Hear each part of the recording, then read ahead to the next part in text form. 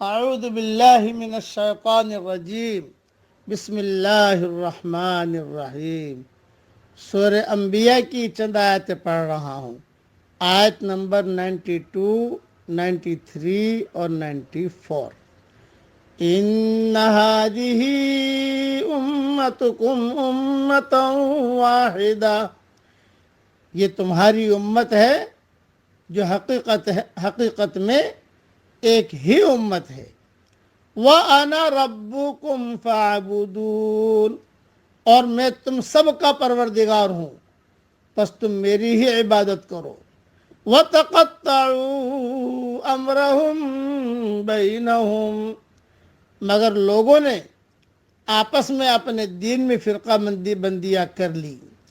كُلٌّ إِلَيْنَا رَاجِعُونَ، سب کے سب ہماری ہی طرف لوٹنے والے ہیں۔ فَمَن يَعْمَلْ مِنَ الصَّالِحَاتِ وَهُوَ مُؤْمِنٌ فَلَا كُفْرَانَ لِسَعْيِهِ، پھر جو بھی نیک عمل کرے اور وہ مومن بھی ہو تو اس کی کوشش کی بے قدری نہیں کی جائے گی۔ وَإِنَّا لَهُ كَاتِبُونَ، ہم تو اس کے لکھنے والے ہیں۔ مختصر تشریح سن لیجئے۔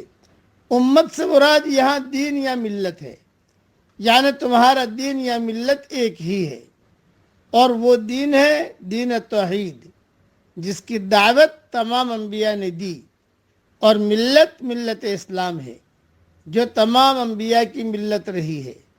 جس طرح رسول اللہ صلی اللہ علیہ وسلم نے فرمایا، ہم انبیاء کی جماعت اولاد علات ہیں جن کا باپ ایک اور مائیں مختلف ہوں، یعنی ہمارا دین ایک ہی ہے۔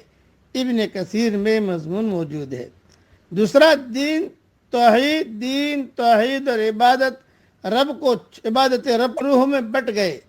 ایک گروہ تو مشرک اور انبیاء اور رسول کے ماننے والے بھی احزاب بن گئے، کوئی یہودی ہو گیا، کوئی عیسائی ہو گیا، کوئی کچھ اور بدقسمتی سے یہ فرقہ بندیاں ہم خود مسلمانوں میں بھی پیدا ہو گئیں، اور ہم بھی 20 فرقوں میں تقسیم ہو گئے۔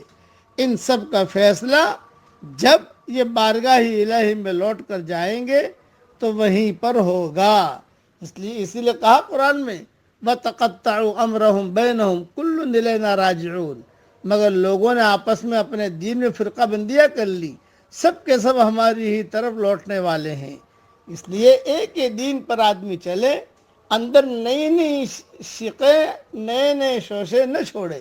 دوسری ایک اہم بات یہ، ہم جو کام کرتے ہیں اللہ خود لکھتے ہیں۔ فَمَن يَعْمَلْ مِنَ الصَّالِحَاتِ وَهُوَ مُؤْمِنٌ فَلَا كُفْرَانَ لِسَعْيِهِ وَإِنَّا لَهُ كَاتِبُونَ، یہ ہے جملہ وَإِنَّا لَهُ كَاتِبُونَ۔ جو بھی نیک عمل کرے اور وہ مومن بھی ہو، ایمان کی حالت میں کرے، تو اس کی کوشش کی بے قدری نہیں کی جائے گی، ہم تو اس کے لکھنے والے ہیں۔ یہ بڑی اہم آیتیں ہیں جس کی تشریح انشاءاللہ ریاض التفسیر میں تفصیل سے لکھی جائے گی، وہاں دیکھ لیجئے گا۔